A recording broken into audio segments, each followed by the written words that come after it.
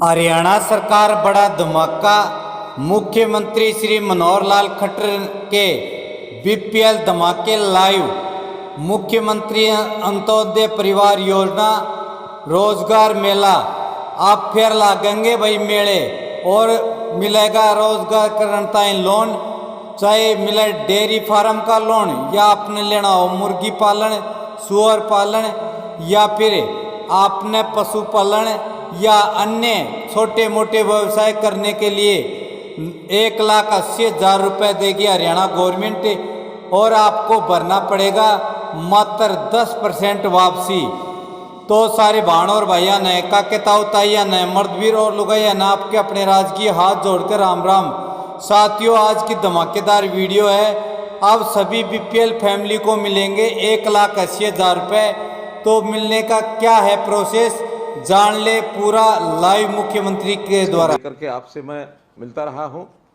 आज मैं आपसे बात ही नहीं कर रहा, बल्कि बहुत बड़ी एक खुशी का भी अनुभव कर रहा हूं, क्योंकि जैसा हम जानते हैं कोई भी एक हमारा युवा साथी बचपन में पढ़ाई में लगता है, पढ़ाई के बाद कुछ ना कुछ हुनर सीखता है और उसके बाद उसका काम जो है वो कोई ना कोई रोज़गार मिले इस तलाश में वो रहता है।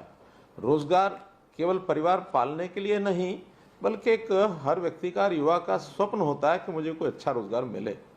पहली प्राथमिकता रहती है कि कोई सरकारी नौकरी मिले, चाहे पक्की मिले या कच्ची मिले, और अगर वो प्राप्त करने में उसको सफलता नहीं मिलती है तो निश्चित रूप से कोई ना कोई रोज़गार उसको करना है। बहुत लोग ऐसे भी हैं जो अपने पैतृक व्यवसाय में जा कर के काम करते हैं, उसी में उनका सिस्टम आगे बढ़ता है। लेकिन जिनका न पैतृक व्यवसाय में कोई काम होता है और न ही सरकारी नौकरी मिलती है, उनको कहीं ना कहीं प्राइवेट नौकरी अथवा अपना स्वयं रोज़गार, छोटा हो या बड़ा हो, इसकी तलाश होती है। इसके लिए हम हरियाणा सरकार के नाते से लगातार प्रयत्न करते हैं कि हर किसी को कोई न कोई व्यवसाय करने का ये अवसर मिलना चाहिए। और उस अवसर में हमने कई योजनाएं भी बनाई हैं, जैसा मुख्यमंत्री अंत्योदय परिवार उत्थान योजना, अर्थात जो गरीब परिवार हैं, जिस परिवार की आय 1 लाख रुपये वार्षिक से भी कम है और घर में और भी कोई काम करने वाला ऐसा व्यक्ति नहीं है, कम से कम एक व्यक्ति युवा हो। अच्छा, अगर युवा नहीं उस परिवार में काम करने वाला है तो कोई बड़ी आयु का व्यक्ति हो, कोई महिला हो, ताकि उस परिवार की आय बढ़े और अपने परिवार का ठीक से वो अपना व्यवस्था जो है गुजारे की कर सके। हमने इस योजना के अंतर्गत अभी तक 400 कैंप ऐसे लगाए हैं ब्लॉक स्तर के ऊपर और लगभग 50,000 लोगों को और ये नौकरियां दी हैं। वहीं पर हमारा रोजगार विभाग रोजगार मेले लगाता है और पिछले 4.5 साल के अंदर ऐसे लगभग 1450 और रोजगार मेले लगे हैं। उन मेलों में भी जो अवसर जिनको मिलता है, प्राइवेट कंपनियां उसमें आती हैं अथवा स्वयं कोई ना कोई हुनर सीख करके भी काम करने के अवसर उसमें रोजगार में बताए जाते हैं। बहुत सी ट्रेनिंग की जाती है और मुझे खुशी है कि उसके माध्यम से आज जिन लोगों को हमने जोड़ा है, ऐसे लगभग 17,000 लोग इसमें जुड़ चुके हैं। कुल 31,000 लोगों को इन रोजगार मेलों में और ये काम मिला है। तो मैं आज आपको इस बात की बधाई देता हूं कि आपने अपने जीवन में एक कोई ना कोई रोजगार, कोई एक व्यवसाय ये इस प्रकार से करने का संकल्प लिया है और निश्चित रूप से आप बड़ी मेहनत से, ईमानदारी से उस काम को कर रहे होंगे। अब ये काम जो कि हर व्यक्ति को काम चाहिए, अगर मैं पूरी पिक्चर आपके सामने रखता हूं तो हर वर्ष ऐसा लगभग 2 लाख लोग ऐसे होते हैं जिनको कोई ना कोई रोजगार चाहिए। सरकारी नौकरी आप जानते हैं ये सबको मिलना संभव नहीं है। लगभग 20 से 25,000 लोग ही सरकारी नौकरी साल में प्राप्त कर पाते हैं। वो भी अभी जो गति बनी है उस गति के हिसाब से ही मैं कह सकता हूं, क्योंकि पिछली सरकारों के समय अगर मैं बात करता हूं 1999 से 2004 तक, तो एवरेज 2,500 नौकरियां ही प्रति वर्ष उस समय लोगों को, चाहे हमारा स्टाफ सिलेक्शन कमीशन है, चाहे हमारा HPSC है, उनको मिली है। और अगर कांग्रेस शासन की बात करता हूं तो 2005 से लेकर 2014 तक उनकी गति भी 8,500 नौकरी प्रति वर्ष रही है। और मैं आपको बताने में बड़ा हर्ष महसूस करता हूं कि हमारे समय में 2015 से लेकर अभी 2023 तक 1,15,000 ये नौकरियां, एक पक्की नौकरी को मिल चुकी है। HKM की नौकरी और अभी जो इस समय नौकरियों का जो इस वर्ष के अंदर अंदर मिलेंगी उन सबको मैं मिला लेता हूं तो 56,000 नौकरी और बनती हैं। ऐसे कुल मिलाकर 1,70,000 से ऊपर नौकरी मिलेंगी, जो अपने आप में एक रिकॉर्ड होगा कि हर वर्ष 17,000 की एवरेज से और ये नौकरियां मिलेंगी। तो मैं मोटे रूप से कह सकता हूं कि 17 से 20,000 नौकरी हर वर्ष ये मिलेगी। लेकिन आखिर तो 2 लाख लोगों को काम चाहिए, उनके लिए बहुत से काम हमको करने होंगे। हम जानते हैं प्रधानमंत्री जी ने अब नई एजुकेशन पॉलिसी में इस प्रकार से परिवर्तन करवाए हैं कि उस एजुकेशन पॉलिसी में रोजगार परक कैसे हमारी शिक्षा हो, हुनर कैसे हम सीख सकें।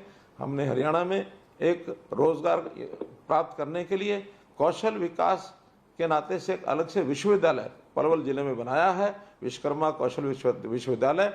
वहाँ भी लगभग 15 से 20,000 लोगों को हर वर्ष ट्रेनिंग दी जाएगी ताकि उनको नौकरी मिले।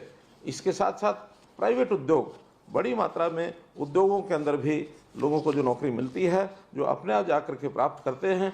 अगर मैं पिछले 10 साल या 9 साल का आपको जानकारी दूं तो हमारे यहाँ 19 लाख लोग ऐसे हैं जो प्राइवेट उद्योग में जिनको अवसर मिला है।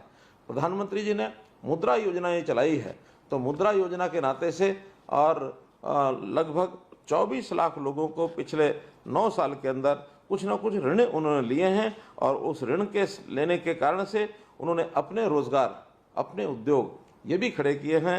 स्टार्टअप इंडिया में भी लगभग 5,000 लोगों ने काम अपना किया है, स्टैंड अप इंडिया में भी इतने ही लोगों ने अपना काम किया है। तो इस प्रकार से लाखों लोगों को अवसर प्रदान करने का काम ये हमने किया है और हम इस प्रकार के अवसर और भी आगे जो है आप लोगों को दिलाते रहेंगे। आपके पास भी कोई सुझाव हो सकता है, उस सुझाव के माध्यम से, ताकि लोगों को रोजगार ये मिले और रोजगार में वो लोग आगे बढ़ें। एक बात और मैं ध्यान करने के लिए आपको बताऊंगा कि आखिर जो हमें रोजगार मिला है ये हमारा प्रारंभिक पहला रोजगार है।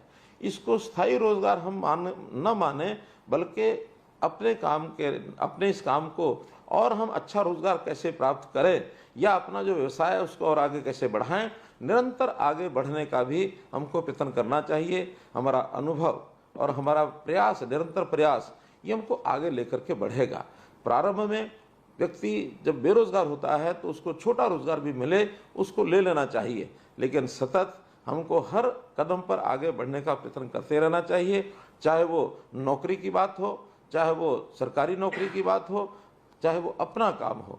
आखिर मेहनत करेंगे, अनुभव हमारा होगा, अवसर मिलते रहेंगे। समय समय पर नौकरियां मिलती हैं सर, यानी एक प्रकार से एडवर्टाइजमेंट निकाली जाती है। ये ठीक है कि सरकारी नौकरी में योग्यता का हमने पैमाना एक रखा है। अगर योग्यता अब में होगी, अपनी योग्यता को बढ़ाएंगे तो कभी भी सरकारी नौकरी प्राप्त कर सकते हैं। आयु की सीमा भी हमने एक प्रकार से अब 42 वर्ष अंतिम आयु की सीमा सामान्य वर्ग के लिए रखी है। अनुसूचित जाति के लिए तो ये 47 वर्ष है। इसलिए हम हर समय अपनी मेहनत करते रहेंगे, आगे बढ़ते रहेंगे तो निरंतर हमारा जो प्रगति का रास्ता है ये खुला रहेगा, हमको प्रसन्नता होगी। तो मैं तो आज इस अवसर पर आपको पुनः बधाई देते हुए इतनी बात कहूँगा कि आपको जो रोजगार मिला है तन्मयता से, मेहनत से और ईमानदारी से आप करते रहें और आगे बढ़ने के लिए निरंतर आप अवसर खोजते रहें। हम भी और निरंतर अवसर आपको देते रहेंगे। इसी आशा और अपेक्षा के साथ आपको बहुत बहुत बधाई, आपको बहुत बहुत आभार, बहुत बहुत धन्यवाद।